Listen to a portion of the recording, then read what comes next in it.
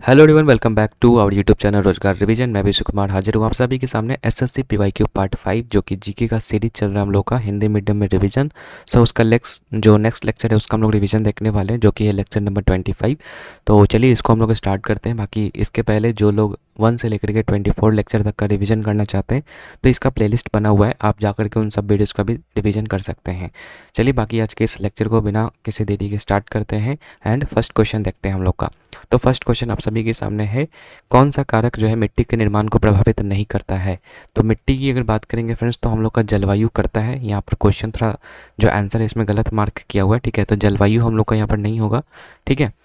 इसके अलावा अगर हम बात करेंगे जो मतलब नहीं होगा उस केस में मैं बोल रहा हूँ कि ये प्रभावित करता है। हमसे पूछा है कि कौन नहीं करता है, तो जलवायु तो करता ही है, ठीक है। इसके अलावा जो जनक सामग्री है यानी कि पेरेंट जो मटेरियल है, ठीक है, वो करता है। इसके अलावा दोस्तों भूस्खलन जो है नहीं करता है, ठीक है। इसके अलावा जो तल रूप है ये भी करता है। तो ओवरऑल हम लोग को जो आंसर हो जाएगा वो सी हो जाएगा, क्योंकि जो भूस्खलन है वो हमारे मिट्टी के निर्माण में प्रभावित नहीं करता है, ठीक है। बाकी जलवायु, जनक सामग्री, तल रूप करता है, ठीक है। यहाँ पर लिखा भी हुआ है क्या क्या करता है। तो मूल सामग्री में क्या क्या आता है, तो मिट्टी का रंग ये बताता है, ठीक है। उसके बाद बनावट कैसे होगा वो मूल सामग्री ही डिसाइड करती है। रासायनिक गुण, खनिज सामग्री और पारगम्यता निर्धारित करती है कौन, जो मूल सामग्री है वही। बाकी जलवायु क्या करती है, तो तापमान और वर्षा, अपक्षय और ह्यूमस की दर को प्रभावित करती है। समय क्या करता है, तो मिट्टी की कितनी मोटाई होगी उस पर डिपेंड करती है, टाइम के ऊपर ही। जितना ज़्यादा समय में मिट्टी बनेगा उतना ज़्यादा उसकी मोटाई बन रहेगी, ठीक है। बाकी रिलीफ फीचर में आपका जो मिट्टी का संचय का काम करती है। तो ये सब जो आपका मृदा निर्माण को प्रभावित करने वाले कारक हैं। तो यहाँ पर जो है भूस्खलन नहीं होगा। बाकी अगर हम बात करते हैं यहाँ पर सॉइल होराइजन की यानी कि मृदा क्षैतिज की, तो 4 मुख्यतः होते हैं, जिसमें कि ओ जो होता है ना, ये आपका कार्बनिक लेयर होता है, कार्बनिक सतह होता है जिसमें कि ह्यूमस की मात्रा होती है। ए होता है जिसको कि सतही मिट्टी कहते हैं, इसमें आपका ह्यूमस के साथ साथ खनिज भी देखने को मिलता है। और जो बी होता है इसको हम लोग सब सॉइल कहते हैं, इसमें आपका खनिज एवं धातु लवणों का जमाव होता है। और सी वाला जो होता है इसको हम लोग कहते हैं रॉक पेरेंट, यानी पेरेंट रॉक भी कह सकते हो। तो पेरेंट रॉक होता है ये जो कि आंशिक रूप से अपक्षयित चट्टान होता है, ठीक है। तो सॉइल होराइजन में ओ ए बी सी ये आपको याद रहना है, ठीक है। बाकी अगर पूछेगा कि भारतीय मिट्टी में किस चीज़ की कमी होती है, तो नाइट्रोजन, पोटेशियम और ह्यूमस, इस चीज़ की कमी होती है। लेकिन अगर पूछेगा कि मिट्टी को कौन कौन से पोषक तत्व की आवश्यकता होती है, तो ये आपको याद रखना है NPK ऐसे करके, यानी कि नाइट्रोजन, फास्फोरस और पोटेशियम, 3 चीज़ आपका यहाँ पर जो है पोषक तत्व नीड होता है किसको, मिट्टी को, ठीक है। आगे बात करते हैं अपक्षय क्या होता है। तो अपक्षय होता है मतलब अपक्षय तो आपको पता ही होगा, ये एक प्रकार का आपका इन सितु प्रोसेस है। इन सितु का मतलब होता है जहाँ पर है वहीं पर जो है बाहरी एजेंट के कारण जो है उसमें कुछ चेंजेज है, उसको हम अपक्षय कहते हैं। जैसे कि बाहरी एजेंट जैसे कि आपका हवा हो सकता है, पानी हो सकता है, ये सब, ठीक है। तो ये इन सितु प्रोसेस होता है। और एक चीज़ याद रखना है कि जो मास मूवमेंट होता है यानी कि द्रव्यमान की जो गति होती है ना, उसके लिए अपक्षय की आवश्यकता नहीं होती, यानी कि विदरिंग की कोई आवश्यकता नहीं होती है। मास मूवमेंट में क्या क्या होता है, तो जो आप भूस्खलन होता है यानी कि ज़मीन के जो टुकड़े जो खिसकते हैं, या फिर हिमस्खलन होता है, ठीक है। तो ये सब आपका मास मूवमेंट का ही एग्जांपल है। ये 2 तरह का होता है, एक आपका धीमा और एक आपका तीव्र। तो धीमा जो होता है उसमें भी 2 तरह का होता है, एक आपका जो बहुत धीरे धीरे होता है और एक आपका जो मृदा सरपन कहलाता है, ठीक है। और तीव्र वाले में जो है आपका अर्थ फ्लो हो जाएगा, मड फ्लो हो जाएगा और भूस्खलन काफ़ी तेज़ी से होता है इन सब में। तो ये भी चीज़ याद रखिएगा, ठीक है। आगे बढ़ते हैं। नेक्स्ट क्वेश्चन है आप सभी के सामने, उस भौगोलिक स्थल का नाम क्या है जो यूरोप और अफ्रीका के बीच सीमा का काम करती है। तो ये कहलाता है आपका जिब्राल्टर, जो कि यूरोप और अफ्रीका के बीच में सीमा का काम करती है, ठीक है। बाकी और भी अलग अलग हम लोग देख लेते हैं, लेकिन उसके पहले एक टर्म समझिए, जल डमरू मध्य और जल संधि क्या होता है। तो ये होता है कि जो 2 बड़े जल क्षेत्रों को जोड़ता है, या तो जोड़ेगा या फिर 2 स्थलों को जो है यहाँ पर हटाने का भी काम करता है। तो जल डमरू मध्य या जल संधि आपने समझ लिया होगा, या तो ये जल क्षेत्रों को जोड़ेगा या 2 स्थल को हटाने का काम करेगा, या अलग अलग करने का काम करेगा, ठीक है। अब अलग अलग जो जल संधि है उसके बारे में थोड़ा सा देख लीजिए। जैसे कि पहले है मलक्का जल संधि, जो कि आपका अंडमान सागर को दक्षिण चीन सागर से जोड़ता है। और हरमोज जो जल संधि है जो कि आपका ओमान की खाड़ी को फारस की खाड़ी से जोड़ता है। बाकी पाक स्टेट तो आपको पता होगा, भारत और श्रीलंका को यहाँ पर ये जोड़ने का काम करता है, ठीक है। बाबा अल मंदेव की बात करेंगे तो ये अदन की पहाड़ी को लाल सागर से यहाँ पर जो है अलग करता है, ठीक है। अदन को याद रखिएगा कि आंसुओं का द्वार भी कहा जाता है। बाकी भूमध्य सागर की अगर बात करेंगे जिसको कि मेडिटेरेनियन सी कहते हैं, तो यहाँ पर जो है खट्टे फल के लिए प्रसिद्ध होता है। और बता दें कि यहाँ पर जो जो कोपेन जलवायु वर्गीकरण में जो हम लोग का यहाँ पर इसका क्या कोड है, तो ये है CS। CS का मतलब होता है वार्म टेम्परेट और प्लस में ड्राई समर, ठीक है। तो ये होता है इसका मतलब। तो भूमध्य सागर में ये आपका कोड आपको याद रखना CS। इसके अलावा पनामा नहर की बात करेंगे तो अटलांटिक महासागर को प्रशांत महासागर से जोड़ने का काम करता है, और ये सबसे बिजी महासागर होता है अटलांटिक महासागर, ठीक है। इसके अलावा बॉस्फोरस जलडमरू मध्य की बात करेंगे तो मणमड़ा सागर को जो है काला सागर से अलग करता है, और कर्च स्ट्रेट की बात करेंगे तो ये आपका काला सागर को जो है अजोब सागर से अलग करता है। और एक इम्पॉर्टेंट बेरिंग जल संधि याद रखिए, ये जो है रूस को अलास्का से अलग करता है, इसके साथ ही प्रशांत को आर्कटिक महासागर से जोड़ने का भी काम करता है, ठीक है। तो इतना आपको अलग अलग स्टेट्स हैं, इसको आपको याद करना है, ठीक है। थोड़ा सा स्टॉप करके आगे है भारत में सबसे ऊंचे झरनों में से एक जो है जोग जलपात, जो किस नदी का झरना है। तो चूंकि आपको पता होगा कि ये जो शरावती नदी के तट पर है, मतलब तट पर नहीं, मतलब शरावती नदी पर ही है, तो ये शरावती इसका करेक्ट आंसर हो जाएगा, जो कि कहाँ पर है, तो कर्नाटका में है, ठीक है, याद रखिएगा। इसके अलावा बात याद रखिए कि जो जोग जलप्रपात है वो आपका दूसरा सबसे ऊंचा है। पहला कौन है, तो पहला है आपका कुंचिकल, ठीक है। आगे बात कर लेते हैं अलग अलग जलप्रपात, जैसे केम्प्टी और सहस्त्रधारा की बात करेंगे, जो दोनों आपका जो है उत्तराखंड में है, जो कि टिहरी नदी पर है, ठीक है। चूलिया जलप्रपात इंपॉर्टेंट है, चंबल नदी पर राजस्थान में है। धुआंधार की बात करेंगे और कपिलधार दोनों आपका नर्मदा नदी के तट पर है, जो कि मध्य प्रदेश में पड़ता है। दूध सागर मांडवी नदी पर है, गोवा में, ठीक है। कुंचिकल आपको याद रखना है, वराही नदी पर है, कर्नाटका में। हाँ, वही कुंचिकल जो मैंने बताया था कि जो सबसे ऊंचा जो जलप्रपात है, ठीक है, भारत में। तो ये हो जाएगा कुंचिकल, और ये वराही नदी पर है, कर्नाटका में ये भी है। शिव समुद्रम की बात करेंगे तो ये आपका कावेरी नदी पर है, जो कि कर्नाटका में पड़ता है। इसके अलावा बात करेंगे हुंड्रू जलप्रपात, जो कि स्वर्ण रेखा झारखंड में स्थित है। अतिरापल्ली, जो कि सिर्फ आपको यहाँ पर जो है स्टेट याद रखना है कि कहाँ पर है, तो ये केरला में है। दुधमा, जो कि उड़ीसा में है। बड़े ही पानी, जो कि उड़ीसा में है। नोहा किलकाई, ये भी मेघालय में, ये मेघालय में है। और एलिफेंटा जो है ये भी आपका मेघालय में है, ठीक है। तो अलग अलग यहाँ पर जो जलप्रपात है इसको आपको याद रखना है, ये मोस्ट इंपॉर्टेंट है। आगे है यूनाइटेड किंगडम की संसद ने एक अधिनियम पारित किया जिसने कि 1947 में ब्रिटिश भारत को भारत और पाकिस्तान के दो नए स्वतंत्र प्रभुत्वों में विभाजित किया था। तो कौन सा ये अधिनियम था, तो ये आपका था भारतीय स्वतंत्रता अधिनियम 1947, ठीक है। अब इसके अंतर्गत क्या किया गया था कि भारत और पाकिस्तान के जो दो नए स्वतंत्र है उसको अलग कर दिया गया था। लेकिन इसके पहले आपका एक माउंट बेटन का जो है आपका एक प्लान आया था, ठीक है, जो इस बात को रखा था, ठीक है। माउंट बेटन कौन थे, तो माउंट बेटन जो थे अंतिम ब्रिटिश गवर्नर जनरल थे, ठीक है। सी राजगोपालाचारी के बारे में याद रखिएगा कि ये अंतिम भारतीय गवर्नर जनरल, और पहले भी अंतिम गवर्नर जनरल, क्योंकि फिर इसके बाद जो है जो गवर्नर जनरल था इसका पोस्ट ही ख़त्म कर दिया गया था, ठीक है। तो ये चीज़ याद रखिएगा। बाकी इसके अलावा हम बात करेंगे तो इन्होंने आर फार्मूला दिया था सी राजगोपालाचारी ने, जो कि 1944 में दिया था, जिससे कि कांग्रेस और मुस्लिम लीग के बीच में जो है सुलह कराने का काम किया था, ठीक है। तो ये इतना चीज़ आपको याद रखना है।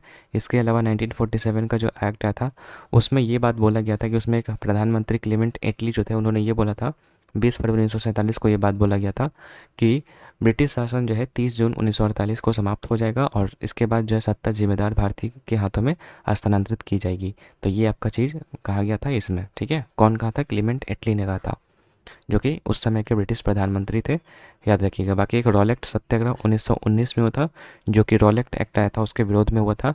रॉलेक्ट एक्ट का मतलब जो मूल नाम था वो था यहाँ पर the anarchical and revolutionary crime act, ठीक है, ऑफ 1919, जिसका हिंदी अर्थ है अराजक और क्रांतिकारी अपराधी अधिनियम, ठीक है।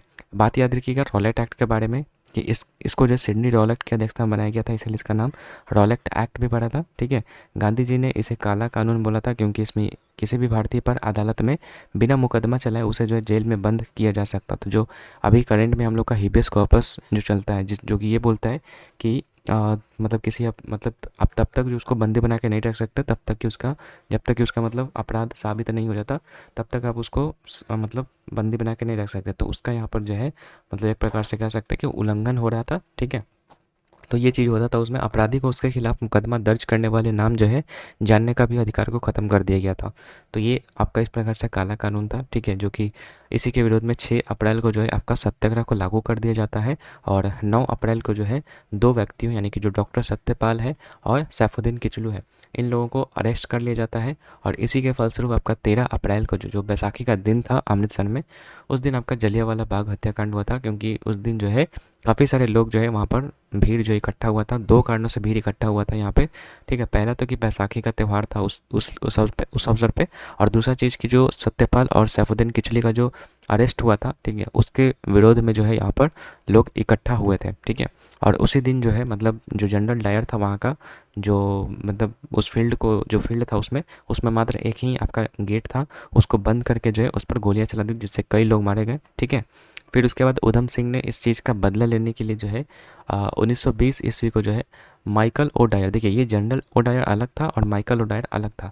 तो फिर माइकल ओडायर को क्यों इसमें मारा था, क्योंकि माइकल ओडायर ने जो है, जो जनरल डायर ने काम किया था, गोली चलाया था, तो उसकी प्रशंसा किया था, इसलिए जो है उधम सिंह ने जो है 1920 में इसको मारा, ठीक है। बाकी याद रखिए कि उधम सिंह जो है राम मोहम्मद सिंह आज़ाद नाम रख करके जो है लंदन में जो है शहीद हो जाते हैं, ठीक है। नेक्स्ट क्वेश्चन है, क्षेत्रीय परिषद का अध्यक्ष कौन होता है? तो क्षेत्रीय परिषद का अध्यक्ष आपका गृह मंत्री होता है, ठीक है। क्षेत्रीय परिषद का अगर पूछेंगे कि ये कैसा निकाय है, तो ये आपका विधिक निकाय है, मतलब संविधान में इसका कोई मेंशन नहीं है, एक्ट के थ्रू ये बना है, ठीक है। राज्य पुनर्गठन अधिनियम की बात करेंगे, 1956 में ये हुआ था, जिसके अंतर्गत की 5 क्षेत्रीय परिषदों का गठन किया गया था, जिसमें कि आपका ईस्ट, वेस्ट, नॉर्थ, साउथ और सेंटर इस तरीके से था। फिर एक आपका उत्तर पूर्वी क्षेत्रीय परिषद का भी गठन किया गया था, जो कि आपका दूसरा अधिनियम बना था 1971 में, उसके तहत इसको पारित किया गया था। तो ये तो आपका राज्य पुनर्गठन अधिनियम हो गया, ठीक है। और क्षेत्रीय परिषद अगर पूछेगा अध्यक्ष, तो वो गृह मंत्री, लेकिन अगर पूछेगा अंतर्राज्यीय परिषद का अध्यक्ष, तो ये आपके प्राइम मिनिस्टर होते हैं, ठीक है, जो कि आपका एक संवैधानिक निकाय है, जो कि आर्टिकल नंबर 263 में इसका मेंशन किया गया है, ठीक है। और 1990 में जो सरकारी आयोग की सिफारिश पर जो है गठित किया गया था इस चीज़ को, ठीक है, जो कि स्टेट एंड सेंट्रल रिलेशनशिप को बताता है, ठीक है। तो 1990 में हुआ था, लेकिन आयोग कौन सा था? सरकारी आयोग, जो कि 1983 में आया था, ठीक है। और ये स्टेट और सेंट्रल रिलेशन को बताता है। तो अगर पूछेगा अंतर्राज्यीय परिषद का गठन किस समिति के सिफारिश पर हुआ था, तो सरकारी आयोग था उसके सिफारिश पे, ठीक है। बाकी ईयर भी याद रखिएगा 1983। बाकी इसके जो सदस्य कौन होते हैं अंतर्राज्यीय परिषद के, तो इसके सदस्य होते हैं सभी राज्यों के सीएम, सभी यूटीज के सीएम और प्लस में 6 कैबिनेट मिनिस्टर इसमें जो होता है, ठीक है। आगे केरल के मध्य और उत्तरी भागों और तमिलनाडु के कोंगू क्षेत्र को नियंत्रित करने वाले चेरा राजवंश का प्रतीक क्या था? देखिए चेरा राजवंश की अगर हम बात करेंगे, तो ये था जो प्रतीक था इनका क्या था? धनुष और बाण, यानी कि वो एंड एरो था। उसी प्रकार से चोल थे और पांडे थे, तो चोल का अगर पूछेगा तो बाघ, और पांडे का पूछेगा तो मछली था, ठीक है। ये सब चीज़ हम लोग संगम काल में पढ़े थे। तो संगम काल याद रखिएगा 3rd BC से लेकर के 3rd AD इसका कार्यकाल था, मतलब इस समय में था संगम एज, ठीक है। संगम का मतलब क्या होता है? तो संगम का मतलब होता है सभा, ठीक है। और ये जो सभाएं आयोजित की जाती थी तमिल क्षेत्र में, इसको जो मुजंगम के नाम से जाना जाता था, ठीक है। हाँ, ये जो संगम एज हम लोग पढ़े हैं, वो हम लोग का महापाषाण जो लोग होते हैं, ठीक है, चेर चोल और पांड्य, उनके बारे में पढ़ना है इसमें, ठीक है, जो कि आपका क्या कहते हैं, मेगालिथिक जो एज है, ठीक है, उसमें इस चीज़ के बारे में पढ़ना था हम लोगों को। कुल 3 संगम हुए थे, जिसका संरक्षण जो है पांड्य राजाओं ने किया था। ये चीज़ याद रखिएगा, कौन कौन से 3 संगम, तो पहला, दूसरा और तीसरा। पहला और तीसरा जो मदुरई में हुआ था, और जो दूसरा वाला हुआ था वो आपका कपाडापुरम में हुआ था, ठीक है। और पहले वाले का जो संरक्षण किया था अगस्त ने किया था, और दूसरे वाले का जो है तोलका पियाल ने किया था, और तीसरा वाला नकड़यार ने किया था, ठीक है। तो ये भी पूछता है कि संगम का संरक्षण किसने किया था, तो ये भी आपको याद रखना है। इसके अलावा पूछेगा प्रथम संगम में कौन कौन सा संगठन से मतलब साहित्य का संगठन हुआ था, तो एक भी साहित्य का संगठन नहीं हुआ था, लेकिन वही दूसरे संगम में एक मोस्ट इंपॉर्टेंट साहित्य जो कि नाम था तोलकापियम, जो कि प्रारंभिक तमिल पाठों में से एक था, जो कि संस्कृत लैंग्वेज में था, ठीक है। तो ये चीज़ आपका हुआ था यहाँ पर दूसरे संगम में। बाकी संगम साहित्य की अगर बात हो ही रही है, तो 2 तरह का था उस समय, एक था कथात्मक यानी कहानी के बेसिस पर, और एक था आपका उपदेशात्मक यानी काव्य के बेसिस पे। तो कथात्मक वाले में कहानी होता था और ये वाला में काव्य था। इसको मेला कनक्कू कहते थे जो कथात्मक वाला था, और उपदेशात्मक वाले को किला कनक्कू कहते थे, ठीक है। इसमें टोटल 8 प्रमुख रचनाएं थी, ठीक है, और मतलब इसमें 8 लघु रचनाएं थी, ठीक है, और इसमें जो है 18 लघु रचनाएं थी किला कनक्कू वाले में, ठीक है। और ये हमें प्यार और युद्ध का वर्णन करते, जो किला कनक्कू वाला है जो उपदेशात्मक है, ये हम लोग को प्यार और युद्ध के बारे में जो है वर्णन करता है। इसमें से जो प्यार है वो एकम को दर्शाता है, मतलब एकम जो है वो प्यार को दर्शाता है, और जो पूरम है वो युद्ध को दर्शाता है, ठीक है। बाकी एक शिलापतिकरम है जो कि इलांगो अडिगल के द्वारा रचना किया गया है। इसमें जो है आपका कोवलन जो कि राजा थे उस समय, एक कन्नेगी जो कि उनकी पत्नी थी, और माधवी जो कि दासी थी, तो उनकी कहानी के बारे में यहाँ पर लिखा गया है, ठीक है। ट्रायंगुलर लव कह सकते हैं उसके बारे में, प्रेम कहानी है कोवलन और माधवी की। कन्नगी जो थी, जो कि कोवलन की पत्नी थी, उनको जो पवित्रता और शुद्धता की देवी कहा जाता है, ठीक है। और एक था मणि मैखले जो कि आपका सतनाकर के द्वारा लिखा गया, सतनार के द्वारा, ठीक है, जिसमें कि कोवलन और माधवी की जो पुत्री है उसके बारे में जो यहाँ पर लिखा गया है, मतलब है बात। तो मणि मैखले और शिलापतिकरम आपको याद रखना है। बाकी दक्षिण भारत में जो है उस समय का जो भूगोल की बात करेंगे तो जो भूमि था ना तमिल वाले रीजन में, तो उसको थिनैस के नाम से जानते थे। ठीक है, ये भूमि का भाग होता था जो कि 5 भागों में विभाजित था। कुरुंची, पल्लई, मुल्लई, मारुतम और नैताल। सबका मतलब अलग अलग रीजन था। और जो थिनै था, ठीक है, जो भी थीने था, मतलब ये जो थीने है 5 भागों में जो बटा हुआ था, उसके जो प्रमुख होते थे उसको मूवेंदर कहते थे। ठीक है, अब इसमें याद रखिए कि जो कुरुंची थे, कुरुंची जो अंदर वाला ये रेड पार्ट जो देख रही है कुरुंची है, जो कि शिकार और संग्रहण का काम करते थे। पल्लई जो थे वो मवेशी चोर और लूटपाट का काम करते थे, ये ग्रीन वाला। मुल्लाई जो थे वो पशुपालन का काम करते थे। ठीक है, उसके बाद मरुतम जो था वो कृषि का काम करते थे। और नैताल जो थे वो कोस्टल लाइन पे थे, इसलिए वो जो है नमक संग्रहण और मछली पकड़ने का काम करते थे। ठीक है, तो ये थीने के 5 भागों में बांटा गया था। और कौन कौन से रीजन में क्या क्या मतलब व्यवसाय था या फिर कह सकते हैं जीविका था, तो ये सब चीज़ें थे। ठीक है, अब थोड़ा सा देख लेते हैं चेर, चोल और पांड्य के बारे में बेसिक चीज़ें। तो चेर याद रखिएगा कि ये जो है आपका केरल और तमिलनाडु वाले रीजन में था। कहाँ पर आप मैप में भी देख सकते हैं, यहाँ पे ये था चेर। ठीक है, इधर था चोल और इधर था नीचे पांड्य। तो चेर जो था वो तमिलनाडु और कुछ कुछ रीजन जो केरला का था।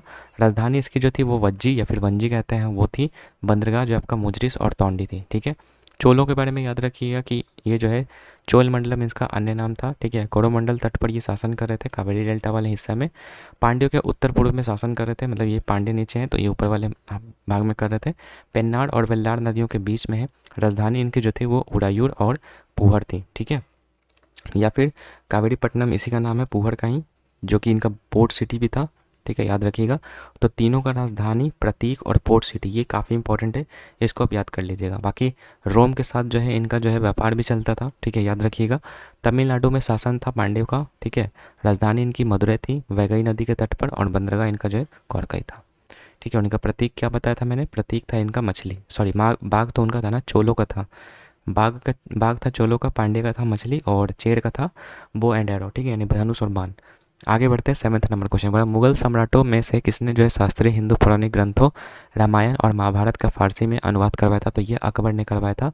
अकबर का आप टाइम पीरियड याद रखिएगा, 1556 से 1605 ईस्वी तक ये रहा था। ठीक है, इसने मकतब खाना करके एक डिपार्टमेंट इस्टेब्लिश कर रखा था जो कि 1571 में बना था।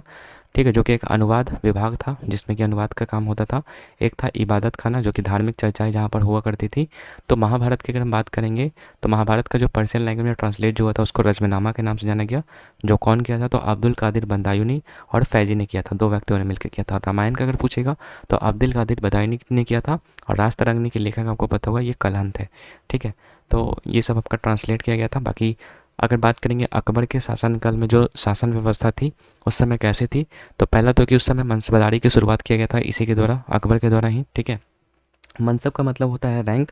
ठीक है, और जागीरदारी व्यवस्था इसी के अंतर्गत था। मतलब ये था कि जिसका ज़्यादा अच्छा रैंक होगा या ज़्यादा मतलब रैंक कैसे आप ये डिसाइड किया जाता था, ये आपका सिपाही और जट जैट के आधार पर निर्धारित किया जाता था। मतलब कि आपके पास कितनी सेना है, कितने घोड़े हैं, ठीक है, आप उसको कितना कंट्रोल कर पा रहे हैं, उसके बेसिस पर जो है यहाँ पे रैंक डिसाइड होता था। उस समय का जो मिनिमम जो रैंक था वो 10 था और मैक्सिमम जो वो 7000 रैंक था। ठीक है, और ये 7000 रैंक किसको प्राप्त था, तो ये मान सिंह और मिर्ज़ा अजीज़ कोका, ठीक है, इन दोनों को मिला हुआ था। तो ये था।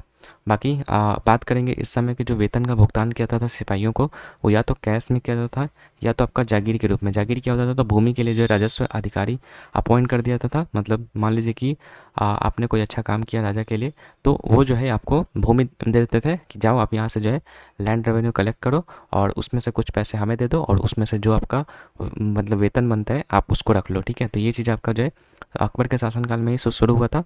बाकी उस समय याद रखिए कि जो है 10 साल जो प्रणाली था वो भी चलता था उस समय, जिसमें कि 10 साल के बेसिस पर जो है भूमि का डिसाइड किया था कि कौन सा भूमि का टाइप है ये। ठीक है, तो जैसे में उसमें 4 टाइप में बांटा गया था। पहला पुलाज, पड़ौती, चाचर और बंजर। पुलाज वैसा भूमि होता था जिसमें कि हर साल जो है अलग अलग फसल बोई जाती थी और कभी भी खाली नहीं छोड़ा जाता था। पड़ौती था कि अपने उर्वरा शक्ति वापस लाने के लिए जो है इसको कुछ समय के लिए खाली छोड़ना पड़ता था। चाचर तो जो था इसको 4 साल के लिए जो है 3 या 4 साल के लिए जो खेती इस पर नहीं की जाती थी। ठीक है, और बंजर वाले में 5 साल से भी ज़्यादा जो है खेती नहीं की जाती थी। तो ये सब आपका जो है 10 साल जो चला था, यानी कि 10 साल का जो है ओवरऑल देखा जाता था कि ये भूमि कैसा है, उसके बेसिस पर जो है 4 भागों में बांटा गया था। ठीक है, और कर की बात करेंगे तो उस समय जो है 1/3 भाग जो है कर लगता था, याद रखिएगा। आगे है आपका यहाँ पर अबुल फजल ने यहाँ पर जो अकबरनामा लिखा था जो कि 3 भागों में बटा हुआ था। पहला भाग जो था वो अकबर के पूर्वजों के बारे में बताता है। दूसरा भाग जो कि उसके सैन्य व्यवस्था के बारे में या फिर राज्य की व्यवस्था के बारे में बताता है।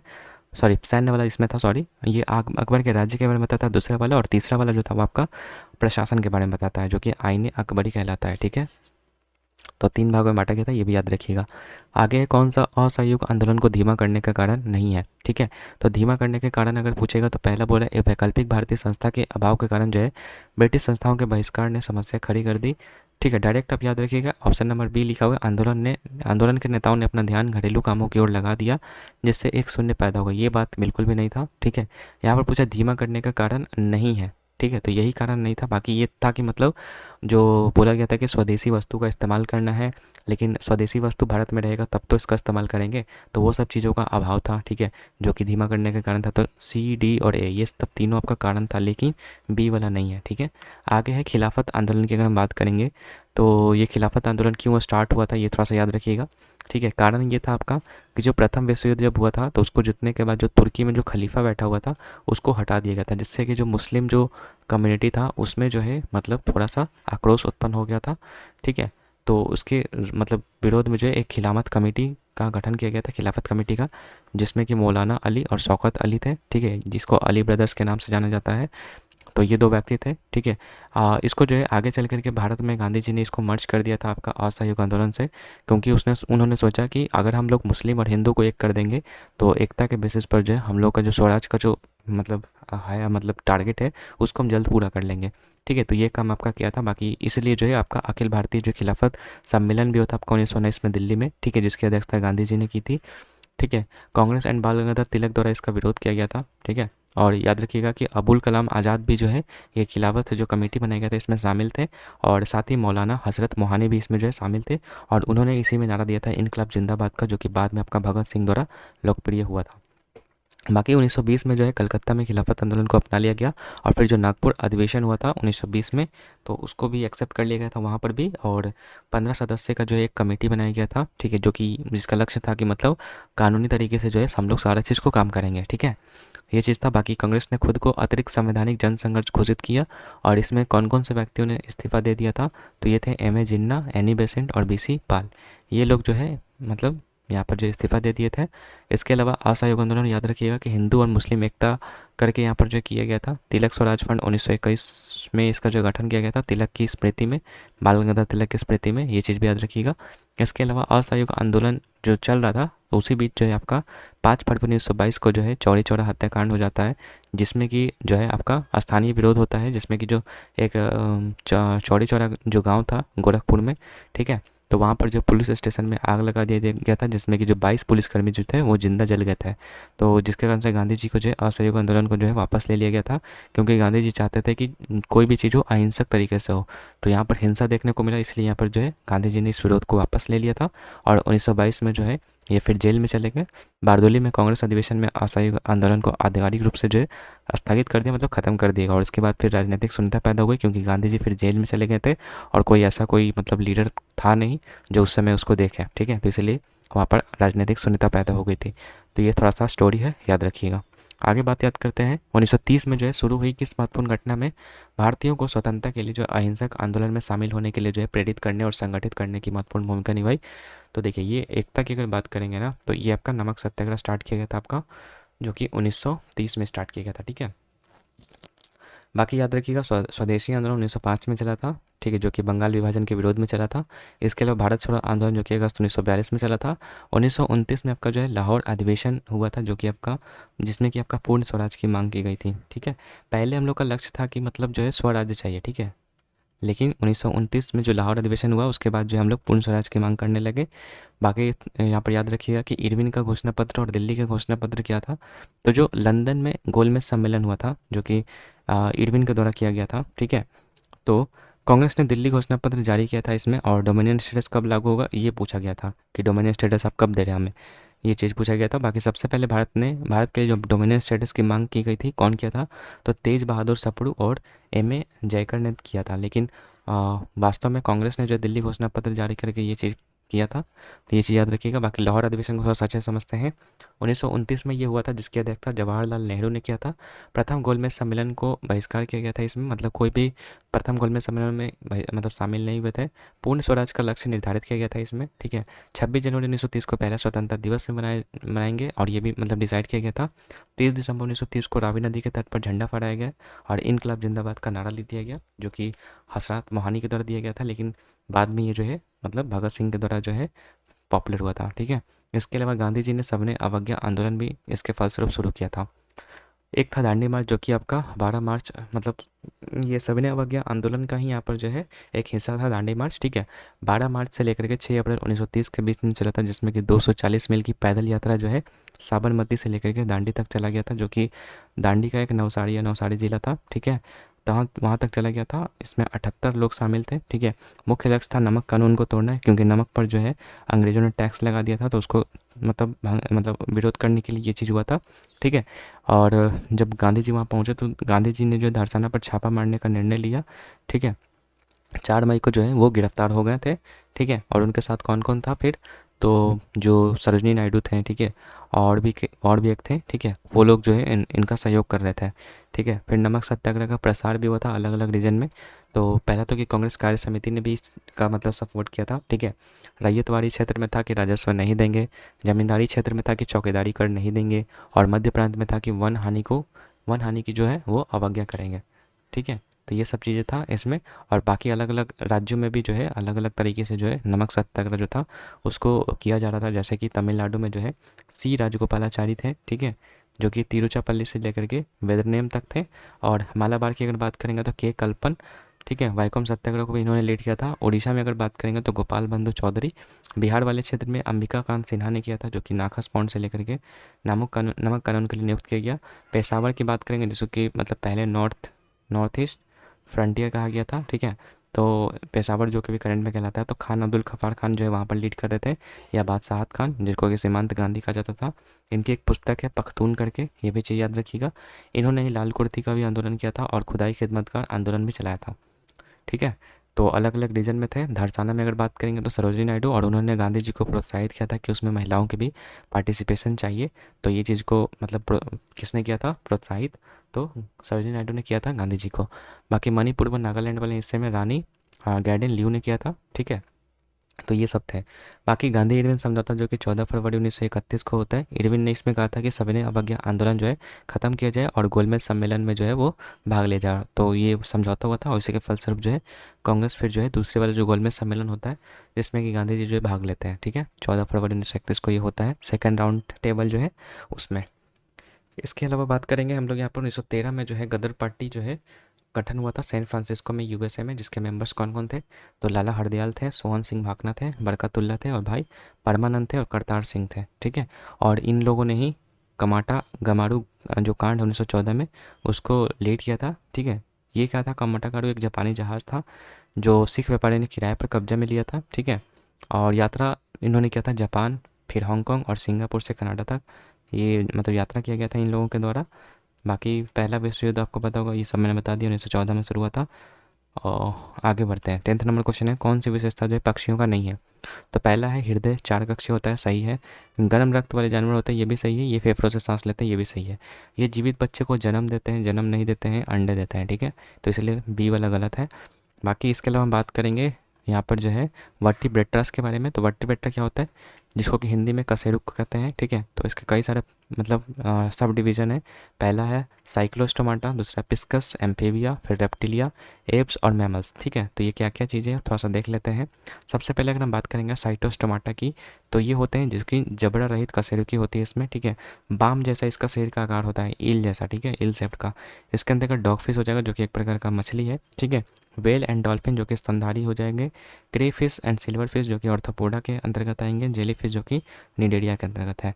बाकी अगर हम बात करेंगे जो कशेरुक होते हैं ना, उनकी जो है बॉडी बायलेट्रिकल सिमेट्री होती है, मतलब कि द्विपक्षीय सममिति होती है, मतलब बीच से काटने पर जो है अलग अलग बराबर बराबर हिस्सों में बढ़ जाते हैं।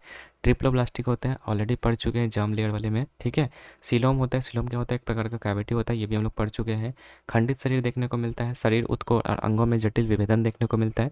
सच्चा का स्वरूप कशेरुक स्तंभ देखने को मिलता है, ये सब चीज़ें जो है देखने को मिलती है। बाकी पिस्कस क्या था, तो पिस्कस मछली होते हैं। डॉग फिशेस का एग्जाम्पल है, इसमें दो कक्षीय हृदय देखने को मिलता है, यानी कि हार्ट के दो चैम्बर होते हैं। एम्फीबियंस जो है त्वचा में श्लेष्मा ग्रंथि होते हैं, ठीक है। बाकी तीन कक्षीय हृदय जो होता है, ठीक है, इनका और एग्जाम्पल के लिए मेढक, टोड्स और सैलमेंडर्स, ठीक है, ये चीज़ होता है, ठीक है। सरीसृप की अगर हम बात करेंगे यहाँ पर, तो इसमें आपका सांप, कछुआ, छिपकली आते हैं, ठीक है। ठंडे रक्त के ये जानवर होते हैं। तीन कक्षीय हृदय होता है इनका। अपवाद अगर बात करेंगे तो मगरमच्छ चार कक्षीय हृदय वाला होता है, ठीक है। तो ये चीज़ होते हैं। आगे है एप्स, जो कि मतलब पक्षी होते हैं एक प्रकार के, जो कि इनका बर्ड जो है वो काफ़ी मतलब गर्म होता है, मतलब हॉट होता है, ठीक है। वार्म ब्लडेड होते हैं ये। चार कक्षीय हृदय होते हैं, अंडे देते हैं, ठीक है। ये सब चीज़ होते हैं। बाकी एमएल्स की अगर बात करेंगे तो इनका भी जो ब्लड होता है वो गर्म होता है। चार कक्षीय हृदय होता है इनका। स्तन ग्रंथियाँ जो इसमें उपस्थित होते हैं, और अपवाद में इसमें याद रखना है प्लेटिपस, ठीक है, एंड एचिडा, ठीक है, ये अंडे देते हैं। बाकी जितने भी है वो शिशु को जन्म देते हैं, बाकी ये सब जो है आपके अंडे देते हैं। आगे है, बोल रहा है यदि यू वस्तु दूरी भी प्रतिबिंब दूरी और एफ गोलाकार दर्पण की फोकस दूरी है तो दर्पण सूत्र अगर पूछेगा तो डायरेक्ट आपको याद रखना है 1/v + 1/u = 1/f, ठीक है। वही लेंस में अगर आएगा तो लेंस में बस प्लस की जगह पर यहाँ पर माइनस हो जाता है, तो 1/v - 1/u = 1/f होता है। एफ फोकस दूरी को डिनोट करता है, जो कि अवतल जो दर्पण होता है उसमें आपको अवतल दर्पण या अवतल लेंस में आपका ऋणात्मक होता है, ऐसे होता है। देखो जैसे ये है, तो दाईं ओर की जो चीज़ होती है ना, ये आपका पॉजिटिव में होता है, और बाईं ओर वाला जो आपका नेगेटिव में होता है, ठीक है। तो अवतल में जो फोकस दूरी आपका ऋणात्मक होता है, लेकिन उत्तल में जो आपका धनात्मक होता है। क्योंकि उत्तल कैसे होता है, ये होता है ना, ये होता है, ठीक है, इस तरीके से। तो फोकस हम लोग का इधर बनता है, ठीक है। इसीलिए जो फोकस लेंस जो होता है वो उत्तल में धनात्मक होता है, लेकिन अवतल के केस में, ठीक है, ये इधर होता है ऐसा। तो ये फोकस इधर होता है, ठीक है। इसलिए ये ऋणात्मक होता है अवतल वाले में, और उत्तर वाले में धनात्मक होता है। आगे है यहाँ पर दर्पण के प्रकार, तो समतल दर्पण होता है, ठीक है, और गोलीय दर्पण होता है। समतल दर्पण तो सिंपल आपको पता होगा, ठीक है। गोलीय दर्पण भी हम लोगों ने कल डिस्कस कर लिया था कि अवतल दर्पण और उत्तल दर्पण होता है। अवतल दर्पण में प्रवर्तक सतह जो है वो अंदर की ओर होता है, और जो बाहर की ओर होता है, और उत्तल दर्पण में जो है अंदर की ओर होता है, ठीक है, इस तरीके से। मतलब प्रवर्तक सतह जो उठा हुआ रहता है, और इसमें प्रवर्तक सतह जो है धंसा रहता है, ठीक है, अवतल वाले में, और इसमें उत्तर वाले में उठा रहता है, उत्तल उत्थल, ऐसे याद रखिएगा, ठीक है। इसके अलावा बात करते हैं जो हम लोग का सी होता है, यानी कि सेंटर ऑफ कर्वेचर होता है, वो आपका 2 of f होता है, यानी कि जो f होता है फोकस लेंथ होता है उसका दुगना होता है ये, ठीक है। आगे बढ़ते हैं। बड़ा है यहाँ पे समतल दर्पण की बात करेंगे हम लोग यहाँ पे कि प्रतिबिंब किस तरीके से बनता है। तो पहला तो कि प्रतिबिंब की जो दूरी होती है, वस्तु की दूरी इसमें बराबर होती है दोनों, ठीक है। वस्तु का आकार जो है प्रतिबिंब के आकार के बराबर होता है, और इसमें जो प्रतिबिंब बनती है वो सीधा या फिर आभासी बनता है। पार्श्वीय रूप से उल्टा होता है, यानी कि अगर दाएं रखेंगे तो बाएं ओर बनेगा, बाएं रखेंगे तो दाएं ओर बनेगा, ठीक है। एक होता है आवर्धन सूत्र, ठीक है, जो कि प्रतिबिंब की ऊंचाई बटा में वस्तु की ऊंचाई, जिसको कि h2/h1 कहते हैं, ठीक है। प्रतिबिंब की ऊंचाई बाई में वस्तु की ऊंचाई, या फिर इसी को माइनस में v/u कहते हैं। लेकिन वही लेंस में ये चीज़ आपका जो है प्लस में हो जाता है, v/u हो जाता है, याद रखिएगा। चलो आगे बढ़ते हैं। नेक्स्ट है आपका 1662 ईस्वी में जो है किसने समीकरण P1V1 = P2V2 का वर्णन किया, जहाँ पर P1 और V1 जो है प्रारंभिक दबाव और आयतन मान है, और P2 और V2 जो है प्रवर्तन के बाद गैस के दबाव और आयतन मान है। तो ये आपका बॉयल्स के लॉ के अनुसार होता है, ठीक है, मतलब इसके अनुसार होता है। रॉबर्ट बॉयल ने ये दिया था, ठीक है। अब यहाँ पर समझिएगा गैस दो तरह के होते हैं, एक होता है वास्तविक या फिर रियल गैस, और एक होता है आइडियल गैस, ठीक है। तो आइडियल गैस होता है जिसमें कि जो अंतराण्विक बल होता है वो शून्य होता है, और आदर्श गैस जो है इसका एक समीकरण होता है जो कि आपका होता है PV = nRT। P होता है प्रेशर, V होता है वॉल्यूम, N होता है नंबर ऑफ मोल्स, R होता है यहाँ पर क्या होता है, क्या कहता है, प्रेशर कांस्टेंट होता है, कोई कांस्टेंट होता है ये, और T होता है टेम्परेचर, ठीक है। तो ये चीज़ होते हैं, ये आदर्श गैस का फॉर्मूला है। कोई रियल गैस है उसको आप आइडियल गैस में कन्वर्ट कर सकते हैं, बस उसके लिए आपको जो है इंटरमोलिकुलर अट्रैक्शन फोर्स जो उसको जीरो करना पड़ता है। जीरो करने के लिए हम क्या करेंगे, तो प्रेशर और टेम्परेचर को क्या कर देंगे हम लोग जो है, मतलब प्रेशर को कम कर देंगे और टेम्परेचर को बढ़ा देंगे। इससे जो हम लोग का जो रियल गैस है वो हम लोग का आइडियल गैस में कन्वर्ट हो जाएगा। अब शॉर्ट में देख लेते हैं जो नियम है। पहला है बॉयल का नियम, तो बॉयल का नियम याद रखिएगा कि इसमें टेम्परेचर जो है कॉन्स्टेंट होता है, ऐसे भी याद रखिएगा। बॉयल्स का नियम तो VT, ठीक है, या फिर टी वी ऐसे याद रखिएगा, टी वी होता है ना, तो टी से आपका टेम्परेचर और वी से आपका जो है बॉयल्स का लॉ। तो बॉयल्स लॉ में क्या होता है आपका, टी टेम्परेचर क्या होता है वो कांस्टेंट होता है, और टेम्परेचर कांस्टेंट रहेगा तो प्रेशर और जो वॉल्यूम में जो है इन्वर्सली रिलेशन देखने को मिलता है, यानी प्रेशर बढ़ाएंगे तो वॉल्यूम कम होगा। ठीक है, ये चीज़ होता है, मतलब वॉल्यूम बढ़ाएंगे तो प्रेशर कम होगा, ये चीज़ होता है। 1662 ईस्वी में दिया गया था। चार्ल्स का नियम में क्या होता है, ऐसे हम याद कर सकते हैं इसको, पी सी ऐसे याद कर सकते हैं, क्या कैसे याद कर सकते हैं, हाँ पी सी करके याद कर सकते हैं। ठीक है, पी से प्रेशर और सी से चार्ल्स, तो पी से प्रेशर सी से चार्ल्स, यानी कि इसमें जो है प्रेशर कांस्टेंट रहेगा, तो दो चीज़ क्या बच गया, वॉल्यूम और टेम्परेचर बच गया। तो वॉल्यूम जो है टेम्परेचर के कांस्टेंट डायरेक्टली प्रोपोर्शनल होता है। ठीक है, ये 1787 में दिया गया था। उसी प्रकार से गेल उसा का भी याद कर सकते हैं, जी भी करके। ठीक है, जी भी होता है ना, मावलंकर, गणेश वासुदेव मावलंकर, तो ऐसे भी याद कर सकते हैं जीबी करके। तो इसमें भी आपका जो है कांस्टेंट होगा, बाकी बच गया प्री और टी, तो ये दोनों आपका जो डायरेक्टली प्रोपोर्शनल होगा। 1808 में ये चीज़ दिया गया था। बाकी एवोगाड्रो का नियम याद रखिएगा कि पी बी टी इसमें जो है अगर समान होगा तो जो अणुओं की संख्या है वो भी आपकी समान होगी। बाकी डाल्टन के लॉ के अनुसार जो पी है, ठीक है, वो P1 P2 P3 मतलब अलग अलग प्रेशर्स के जो सम है उसके इक्वल होता है, ये 1802 में दिया गया था। बाकी एवोगाड्रो जो कांस्टेंट होता है इसका वैल्यू होता है 6.022 इंटू में 10⁻23। ठीक है, अब चलो आगे बढ़ते हैं। नेक्स्ट हम लोग का है 13th नंबर क्वेश्चन, कौन सा कथन सही बोला, पहला पंचवर्षीय जो है पीसी मान लो इस मॉडल पर आधारित है, पहला ही गलत है क्योंकि ये तो आपका कौन से मॉडल पे था, हेरोल्ड डोमर पे था ना। ठीक है, तो ये गलत है। दूसरा है कृषि विकास पर जोर दिया गया था पहले वाले में, तो ये सही है। और तीसरा बोला है पंचवर्षीय मॉडल रूस से लिया गया, ये भी सही है। तो 2 और 3 हम लोग का जो करेक्ट आंसर हो जाएगा। बाकी पंचवर्षीय योजना के बारे में याद रखिएगा कि इसको जो यूएसएसआर से लिया गया था, जो कि सबसे पहले 1928 में जोसेफ स्टालिन के द्वारा इस चीज़ को लिया गया था, मतलब देखा गया था, इसका इस्तेमाल किया गया था। बाकी पहली पंचवर्षीय योजना भारत में अगर बात करेंगे तो 1 अप्रैल 1951 से लेकर के 1956 के बीच में चला था, जिस समय के प्राइम मिनिस्टर जो थे पंडित नेहरू थे।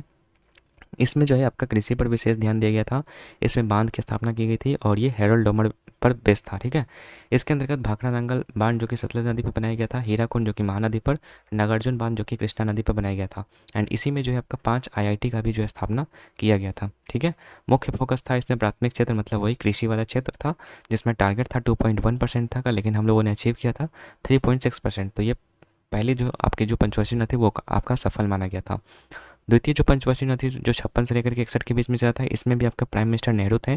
भारी उद्योगों की स्थापना पर इसमें जोर दिया गया था, इसमें तीव्र औद्योगिकरण किया गया था। ठीक है, और औद्योगिक नीति जो था 1956 में सेकंड औद्योगिक नीति इसी के अंतर्गत आया था। ठीक है, और इसके अंतर्गत 3 जो है वो बड़े बड़े जो कारखाने थे, ठीक है, राउरकेला जो कि उड़ीसा में है, ठीक है, तो जर्मनी की मदद से जो राउरकेला स्थापित किया गया था। ठीक है, राउरकेला में दुर्गापुर जो था पश्चिम बंगाल में यूके की मदद से जो ये किया गया था, और भिलाई में जो है आपका छत्तीसगढ़ जो कि भिलाई कहाँ पड़ता है छत्तीसगढ़ में, तो रूस की मदद से जो है यहाँ पर भिलाई में जो है एक कारखाना स्थापित किया गया था।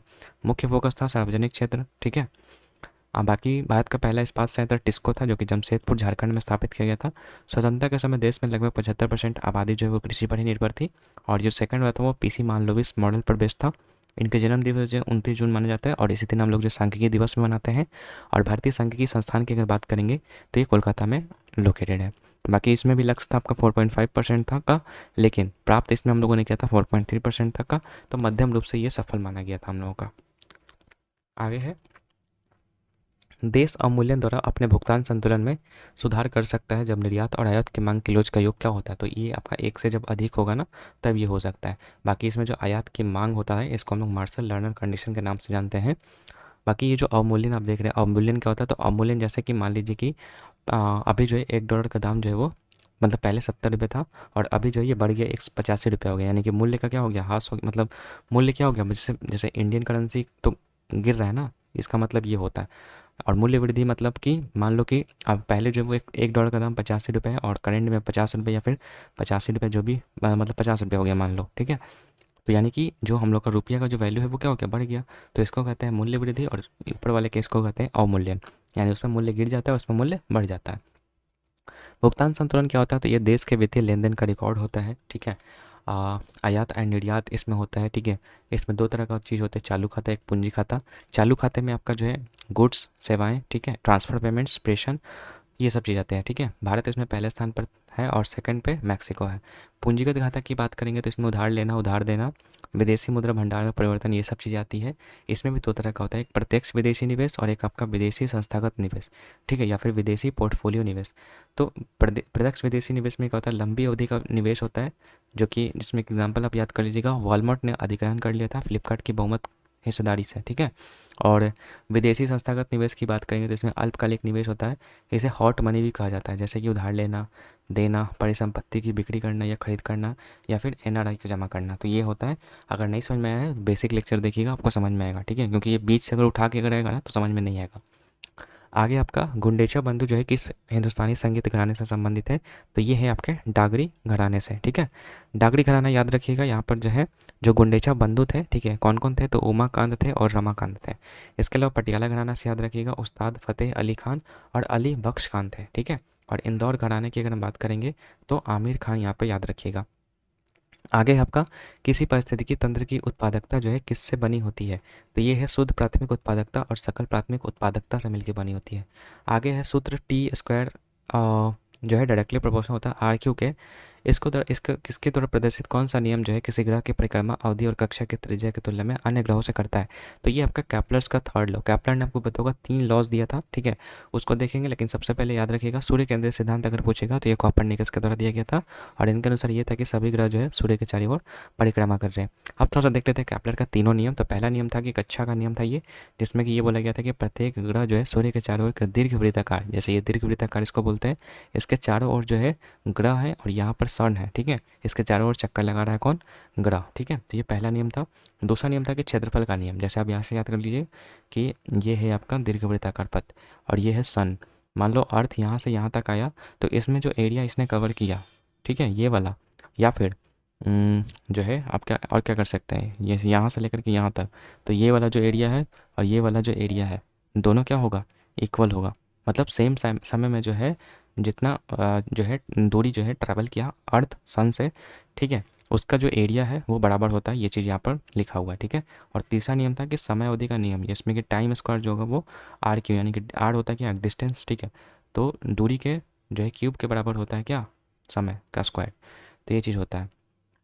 आगे आपका 18 नंबर बोला, यदि जी जो है एम और आर क्रमशः सार्वभौमिक गुरुत्वाकर्षण स्थिरांक पृथ्वी के द्रव्यमान और पृथ्वी की त्रिज्या को दर्शाते हैं, तो पृथ्वी की सतह पर गुरुत्वाकर्षण के कारण त्वरण के लिए जो है कौन सा सही अभिव्यक्ति है, ठीक है।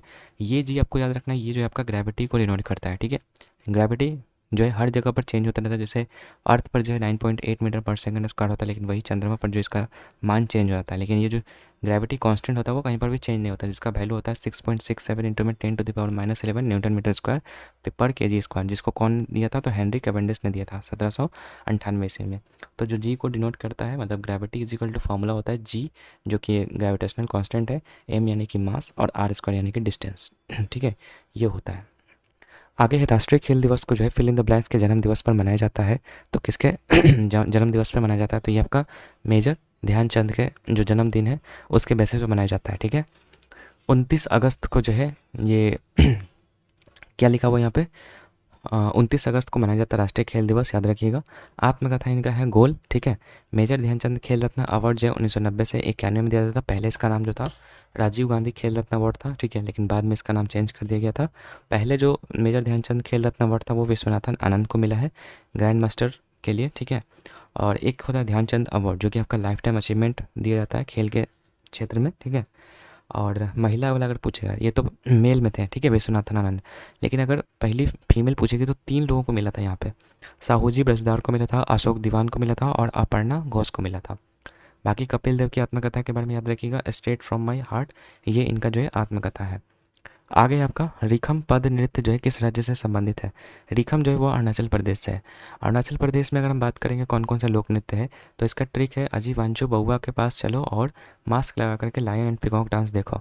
तो अजी से हो जाएगा अजी लामू, वांचो से हो जाएगा वांचो, बउआ से हो जाएगा बुइया, ठीक है, पास चलो से हो जाएगा पासी, ठीक है, पासी कोंकी, चलो से हो जाएगा चालू, ठीक है, मास्क से हो जाएगा मास्क डांस और लाइन पिकॉक डांस हो जाएगा, एक हो जाएगा पेपी डांस और बर्दो छाम डांस हो जाएगा और रिखम पारा डांस हो जाएगा, ठीक है। तो ये चीज़ आपका है अरुणाचल प्रदेश से रिलेटेड। बाकी मेघालय का अगर पूछेगा तो नोंगक्रेम, ठीक है, वंगला, वेदनिकलम, ठीक है, सात सकुरा और लाहो। तो जो नोंगक्रेम है वो आपका खासी ट्राइब के द्वारा किया जाता है मेघालय का, और वांगला है जो कि आपका गारो जनजाति, जिसको कि हम लोग जो है ड्रम्स ऑफ फेस्टिवल, ठीक है, मतलब फेस्टिवल ऑफ 100 ड्रम्स के नाम से जानते हैं।